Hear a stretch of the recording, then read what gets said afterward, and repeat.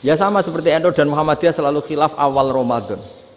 Itu memang nggak bisa nggak khilaf. Misalnya begini, saya beri contoh ya. Karena kadang yang khilaf juga nggak pernah belajar. Lucu kan? Tak beri contoh ya. 2001 itu abad keberapa coba? Tahun 2001. Abad 21 abad 20? Abad 21. Jadi meskipun terpaut 1 tahun, padahal abad itu 100 tahun. Nah, pikirannya orang-orang Muhammadiyah seperti itu. Hilal kalau sudah melewati garis ufuk, meskipun setengah derajat atau 1 derajat itu sudah ikut bulan berikutnya. Sehingga ya sudah, meskipun sekian derajat sudah dianggap Ramadan. Nah, pikirannya orang NU enggak. Harus ru'yah bil fi'li. Itu sebetulnya lagi-lagi sebenarnya enggak masalah NU dan Muhammadiyah, itu di kitab-kitab ya seperti itu. Kita ini enggak biasa goblok ya. Artinya kita tahunya, kita yang keluarga kiai tahunya kunut mazhab Hanafi, enggak kunut mazhab Syafi'i. Tapi tahu-tahu ini mazhab NU, ini mazhab itu aneh itu menurut kita. Kita ini anggap apa? Mana ada Muhammadiyah jadi mustahid, mana ada NU jadi mustahid. Jadi sebetulnya orang tahu semua lah kalau Abu Hanifah itu tidak kunut, Imam Syafi'i itu kunut. Imam Syafi'i pernah main di masjidnya Abu Hanifah ya tidak kunut, ditanya kenapa tidak kunut? Jenengan itu presiden kunut, tidak sanggup mati Abu Hanifah. Dulu dia biasa aja. Sekarang geger, ya karena tidak punya kegiatan. Sebenarnya itu nggak masalah, mulai dulu biasa. Saat teruskan ya. Nah, menurut mayoritas ulama nunggu ru'yah bil fi'li. Ru'yah bil fi'li itu gini. Mata telanjang bisa melihat karena agama ini menggantungkan perintah itu sama melihat. Kalau kamu tidak melihat itu bagaimana kena hukum?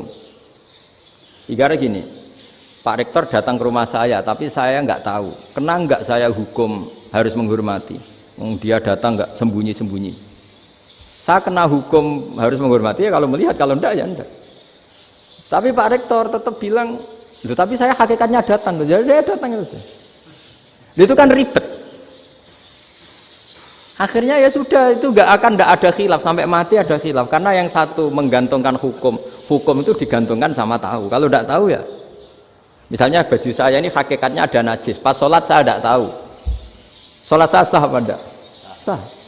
Karena hakikatnya, ya memang saya tidak tahu. Tapi hakikatnya ada najis apa enggak? Ada.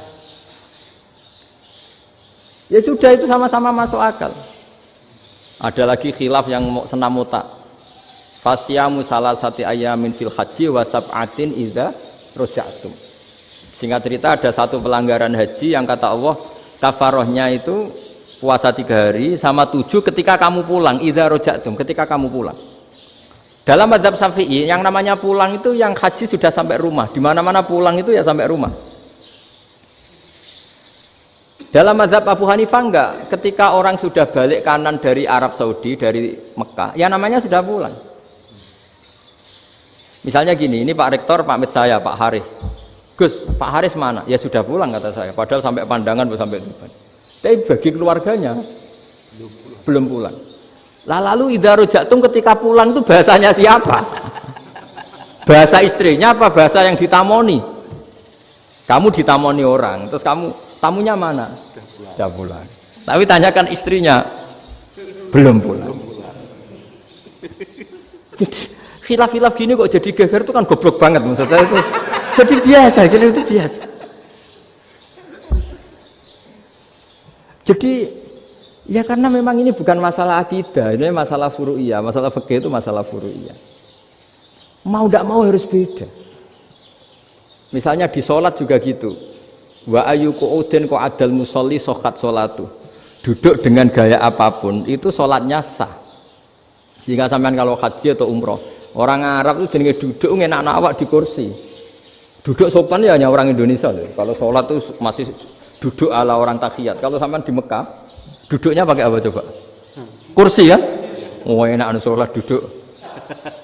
Karena memang takbirnya di fikih dengan duduk gaya apa saja sah. Makanya sengenak awak duduk di kursi. Ribet kan? Mau tidak disahkan itu namanya duduk. Mau disahkan masa iya sowan Allah kok duduk santai-santai gitu. Tapi mau apa? Ini fikih.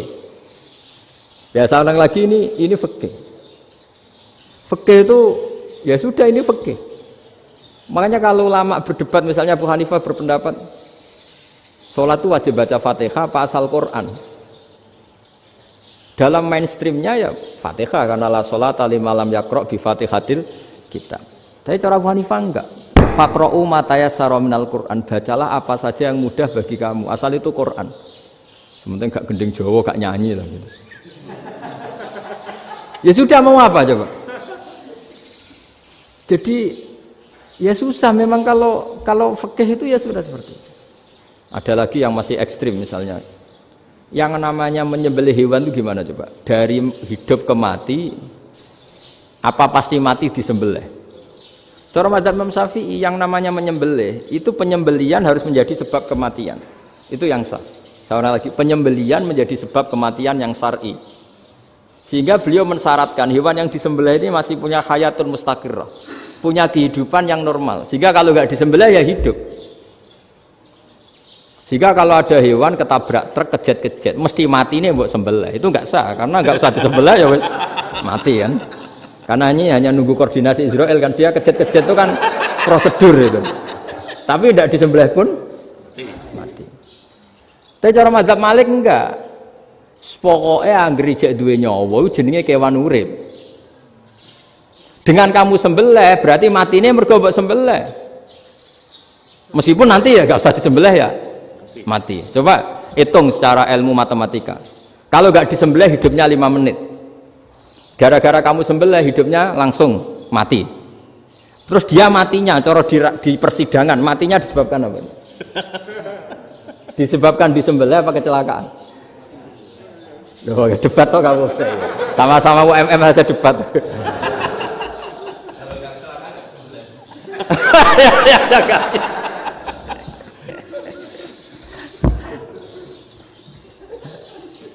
Loh, saya pernah masalah ngalami nyata itu. Saya jalan-jalan sama anak saya pakai motor.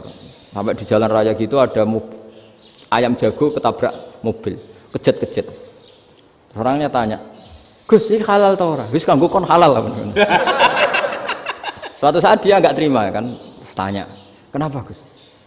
"Ya nak kiai ra pantes, mosok kewan mesti mati nek tak sembelih, nek ra kiai pantes." Kata. Karena aku tahu kamu tuh gak kiai, mesti motifnya itu mergo jago, jajal cilik gak tak kokno. Adekan ayam itu bayi kan gak ditanyakan. Kejet-kejet mati rak lah wong cilik wae. Tapi masalahnya ini kan jago. Eman itu. Tapi secara fikih pertanyaannya tadi.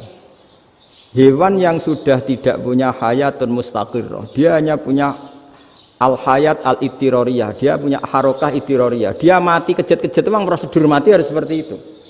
Mbok kecelakaan kayak apa, kalau mati kan kejet-kejet dulu. Nah ketika kejet-kejet ini pertanyaannya ini kan hidup apa mati namanya? Enggak, namanya hidup apa mati? Pas kejet-kejet itu hidup. Cara Imam Malik itu hidup. Ya sudah, kalau hidup disembelih ya halal. Karena misalnya nanti kalau nggak disembelih matinya kan 2 menit lagi. Gara-gara disembelih mati sekarang. Tetap penyebab kematian itu nyembelih. Penyembelian ini sebab kematian. Tapi kalau Imam Syafi'i enggak, cara berpikir wes nemen, paling roh besok kaget langsung mati. Kalau gitu berarti kamu nyembelih barang mati. Jadi fikih itu kadang unik. Makanya ketika ngitung fikih itu unik ya. Orang keluar mani wajib apa? Mandi kan. Terus Imam Syafi'i ditanya, kenapa kalau orang lahir kelahiran juga harus mandi? Namanya nifas. Fa innal walada waliyun munaqidun. Ya, anak ya mani yang menggumpal. Bedanya apa anak dengan mani itu? Jadi fikih itu kadang lucu, di rumah-rumah tenan juga lucu. Keluar mani wajib mandi. Berarti kalau keluar anak ya wajib mandi karena hakikatnya anak adalah mani yang mengkristal. Terus usia sudah didusan macam-macam itu kan hakikatnya mani. Itu fikih. Nah, terus ditanya, kenapa kalau lahir langsung mati tidak wajib disolati? Ya jawabannya Mas Syafi'i lucu. Di mana-mana sholat tuh nyolati mayit. Yang namanya mayit itu pernah hidup terus mati. Kalau itu ndak mayit ya sudah. Jadi kadang, nah iya kan disebut sholat mayit. Yang namanya mayit itu apa? Pernah hidup. Pernah hidup. Nah ini kan ndak pernah hidup. Maka ya sudah seperti itu. Jadi nggak khilaf itu ndak mungkin. Nah, kalau qit'atul lahmin, kalau hanya potongan daging, mungkin wah itu tidak manusia karena qit'atul lahmin. Sekarang pertanyaannya, kalau sudah berbentuk manusia, meskipun tidak pernah hidup, nah ini mulai perdebatan karena melihat tidak pernah hidup itu nggak memenuhi syarat, tapi melihat ini sudah suratu adamiyin, bentuknya sudah. Nah kira-kira gitu perdebatan fikih. Makanya dulu awal mula zaman sahabat itu sudah debat. Masyhur kan, Nabi ada kontingen ke Bani Quraidah. Ya kalau kira-kira saya minta Pak Rektor kamu jangan, kalau ke Malang jangan sholat asar kecuali sampai Tuban. Sebelum Tuban ternyata matahari mau tenggelam. Terus Pak Rektor milih, wah sudah sholat di Bulu. Padahal belum Tuban. Padahal saya bilang jangan sholat asar kecuali di Tuban. Yang Pak Haris enggak, tetap sholat di Tuban meskipun matahari sudah tenggelam. Karena Nabi menyebut Tuban. Singkat cerita, zaman itu kan Bani Quraidah. La tusolliyanal asra illa fi Bani Quraidah. Kalian semua jangan sholat asar kecuali sampai Bani Quraidah. Ternyata di tengah perjalanan matahari sudah mau tenggelam, kira-kira kurang 2 menit atau 3 menit. Sahabat-sahabat, sudahlah kita sholat asar di sini. Kalau sampai sana pasti sudah tenggelam, separuh sholat. Yang separuh enggak, kata Nabi harus di Bani Quraidah. Ya sudah nunggu di Bani Quraidah meskipun matahari sudah tenggelam. Singkat cerita dua kelompok ini matur, ya Rasulullah kita ngalami ini perdebatan gini-gini. Di semua riwayat di hadis-hadis sahih disebut falam yu'annif wahidan minhuma. Nabi tidak menyalahkan salah satunya atau enggak menyalahkan dua-duanya. Itu bahasa Indonesia juga ribet, yang benar gimana itu? Enggak menyalahkan salah satunya, apa enggak menyalahkan dua-duanya? Gimana bahasa benarnya? Salah satunya. Salah satunya itu dua-duanya? Iya. Enggak, kalau bahasa Indonesia tidak menyalahkan Kedua-duanya. Kedua-duanya apa salah satunya yang benar? Kedua-duanya. Kedua-duanya. Bahasa Indonesia itu ya kadang ruwet ya. Orang pinter kayak Pak Habibie itu namanya ya orang luar biasa. Nanti sekolahnya orang-orang idiot itu ya sekolahan luar biasa. Orang pinter banget bahasa Indonesianya ya luar biasa. Kalau sekolah untuk orang-orang yang idiot juga luar biasa. Jadi kalau dipuji luar biasa itu gak jelas ini luar biasa ya. Gak jelas kadang bahasa kita ini kadang ya gak jelas. Nah itu gak menyalahkan dua-duanya apa salah satunya? Keduanya, tidak menyalahkan kedua-duanya. Misalnya dibahasakan nggak menyalahkan salah satunya, benar apa salah? Benar, benar, ya sudah benar semua. Jadi itu bukti bahwa ijtihad itu boleh. Saya ulang lagi, bukti bahwa ijtihad itu boleh. Padahal ini jelas yang satu harus sholat asar, padahal matahari sudah tenggelam. Makanya di antara fikih unik itu begini. Saya ulang lagi fikih unik. Saya menyaksikan betul ketika ada orang tanya Mbah Mun saya ini Kopassus. Kadang latihan itu sampai waktu zuhur habis. Saya harus bagaimana? Jawabnya Mbah Mun itu unik. Sementing ojo ngosor sholat. Engko yo ojo niat jamak. Atok kodok katanya. Singkat cerita terus orang ini diskusi sama saya karena ini ya alim pernah mondok. Kenapa kosor tidak boleh? Karena kosor itu ekstrim, merubah bentuk sholat dari 4 menjadi 2. Maka alasannya harus jelas.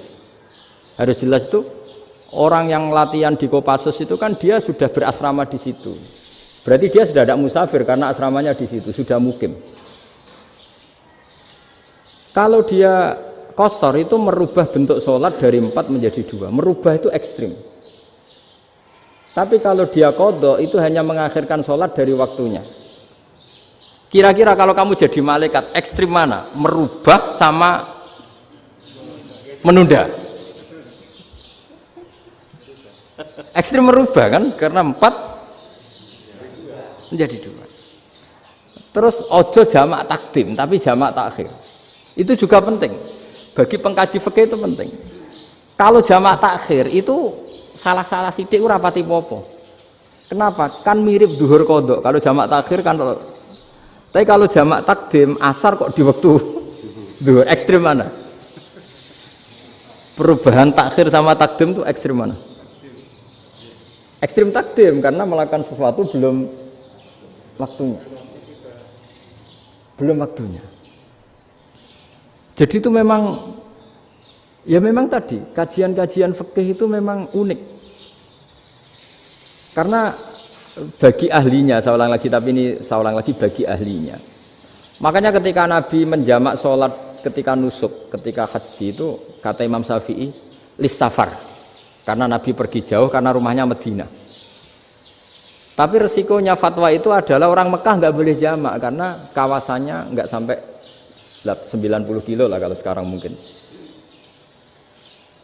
Tapi kalau tahu Imam Malik enggak, jalin nusuk sehingga orang Mekah pun yang haji ya boleh jamak karena alasan jamaknya karena nusuk, karena haji bukan karena jarak. Terus diteruskan lagi. Kalau karena pergi boleh jamak, memangnya pergi itu kenapa? Karena repot. Nah itu masalah kan masyakoh. Nah, terus mulai ada orang-orang yang ngawur kan, resepsi jamak, ribet. Wes resepsi duit utangan kan capek. Wah itu sudah jamak. Ribet kan. Jadi kalau sudah illatul hukmi itu sudah mesti bikin masalah. Kalau sudah illatul hukmi itu pasti bikin masalah. Nah, pertanyaannya, jamak itu masih gampang karena bentuknya sholat masih 4. Yang ekstrim kalau qasar karena bentuk sholat 4 menjadi 2. Maka kata Mbah Mun pesennya, nak kue ra mesti bener, jika alasan itu tidak mesti benarnya. Pokoknya sementing tidak qasar katanya. Juga tidak jamak takdim karena qasar ini kan merubah bentuk sholat kan ekstrim. Jamak takdim juga ekstrim karena mendahulukan sholat sebelum waktunya. Kalau jamak takhir kan biasa, kalaupun salah kan mirip kodok. Ya mirip kodok biasa kan. Nah ini saya cerita, jadi fikih itu bagi ahlinya itu memang punya konsekuensi yang seperti itu. Makanya pertanyaannya misalnya bagaimana hukumnya penyembelihan lewat mesin? Ya ribet kan. Bagaimana nyembelih dari belakang? Saya baca di kitab-kitab nyembelih dari belakang itu ya hukumnya tetap boleh asal itu hulkum dan mari itu terpotong. Tapi pertanyaannya, jangan-jangan ayamnya sudah kaget dulu karena uratnya ini. Makanya perlu ditanya ahli medis, setelah uratnya tercabut ini jangan-jangan sudah berstatus mati. Kan potensi ketika dipotong dari sini, potensi sudah berstatus mati. Makanya, kalau misalnya menyembelih dengan dibacok, itu langsung mati juga. Itu tetap ada dokhtoh, dalam bahasa fikih dokhtoh. Dia terkaget, gitu. Ada dokhtoh karena nggak bisa bernafas terus mati. Berarti kelangsungannya bangkai. Jadi orang yang pengkaji fikih itu ya seperti itu, memang itu yang ditekuni. Tapi kita sebagai orang awam ya tadi, nak sing kecelakaan itu wedhus, ayam jago ngeman, tapi nak pitik cilik ikhlas.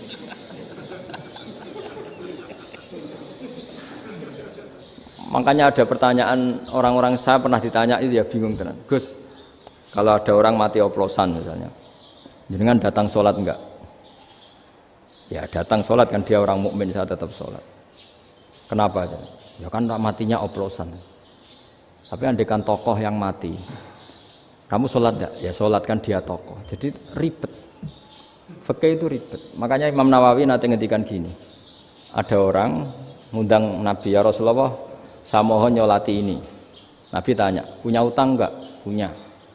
Nabi, saya enggak mau nyolati mayit yang punya utang. Terus ada sahabat datang, ya Rasulullah, utang itu tak ambil alih kami. Berarti dia sudah tidak punya utang. Terus Nabi kerso nyolati. Pertanyaannya, utang itu hal yang boleh. Saya ulangi, utang itu hal yang boleh. Tapi kenapa Nabi se-ekstrim itu? Tapi ketika Nabi mau kondur itu ngendikan gini, ini PR ya bagi UMM ini PR ya. Nabi sebelum kondur bilang gini, sallu ala sahibikum. Jong saya tidak nyolati ini, tapi tolong ini disolati. Terus kata Imam Nawawi, dianalogikan atau dikiaskan siapapun pelaku dosa besar atau mati dalam keadaan tidak benar, misalnya pas dugem mati, pas oplosan mati, itu sebaiknya tokoh-tokoh itu enggak nyolati karena nanti dianggap penghormatan. Misalnya ketua PP Muhammadiyah, rektor nyolati wong mati oplosan, kan keren. Mati oplosan disolati rektor. Ya sudah, tapi kalau nggak disolati nanti ada tradisi yang keliru, yaitu janazatul muslim tidak ngalami disolati. Padahal siapapun yang muslim, janazahnya harus disolati. Makanya setengah-tengah, ya rasa rektor lah, satpam, pokoknya kudu tetap ada yang sholat gitu. Itu kata Imam Nawawi. Jadi ketika ada orang mati nggak benar, itu sebaiknya tokoh-tokohnya nggak ikut nyolati, tapi awamun nas, orang kebanyakan ikut sholat. Jadi fikih itu agak jelimet karena tadi ketika tokoh ini nyolati, pertanyaannya bedanya apa mbek sing mati ning masjid mbek mati oplosan? Karena sama-sama semua orang nyolati, kan tidak ada sanksi sosial itu. Tapi ketika nggak disolatkan sama sekali, wah lebih parah lagi. Ini ada janazatul muslim tidak disolati. Sehingga kata Imam Nawawi, ini hebatnya Nabi tengah-tengah. Jadi Nabi kundur, jong saya ada nyolati, tapi shollu ala sahibikum. Ya tapi ini kamu harus nyolati. Kata Imam Nawawi, orang yang mati bunuh diri, orang yang mati oplosan, orang mati secara enggak benar itu asal dia muslim tetap wajib disolati, karena sholat ini hakul muslim. Kan seorang muslim diantara haknya apa? Ketika mati dikafani, dimandikan, disolat. Tapi ini masalahnya matinya pas murtakibul kabiroh, pas melakukan dosa besar. Dan itu sebab kematiannya. Kalau dia oplosan, kan sebab matinya karena oplosan. Ya kan terus ribet. Mau disolati oleh, apalagi misalnya kita ketua ulama, punya terkenal wali, wah keren, mati oplosan disolati wali, kan ribet kan. Nanti yang repot malaikatnya. Itu ya, ini yang nggak kata bahaya. Saya pernah baca kitab itu yang repot malaikatnya. Itu ada yang bilang gini, orang yang punya hutang itu pasti nanti hisabnya berat, diaudit malaikat sampai bisa nyaur hutangnya. Sementara malaikat kena konstitusi, kalau Nabi mendoakan harus mustajab. Ini kan ada dua hukum yang berlawanan. Sekali Nabi berdoa, Allahumma ighfir lahu warhamhu, itu harus dituruti malaikat. Nggak boleh doanya Nabi nggak dituruti malaikat. Sementara aturan Islam juga harus dituruti, bahwa orang yang punya hutang harus tersandra oleh hutangnya. Tapi nak sing dunya Pak Haris kan, nggak tekno. Nggak ngefek gitu. Jadi misalnya Pak Haris dungo sampai nangis Allahumma ighfir lahu, kan nggak ngefek. Malaikat nggak itu, nggak sudah lah Ustaz. Tapi kalau Nabi yang berdoa kan harus diturutin, ini masalahnya kan itu. Nah kalau diturutin berarti hutangnya harus bebas. Padahal secara aturan harus tersandra karena punya hutang. Nah, nanti sama kalau yang mati oplosan ini yang doain wali, kok wali sampai Allahumma ighfir lahu, doanya wali kan harus terkabul. Sementara secara hukum dia harus kena sanksi karena oplosan tadi.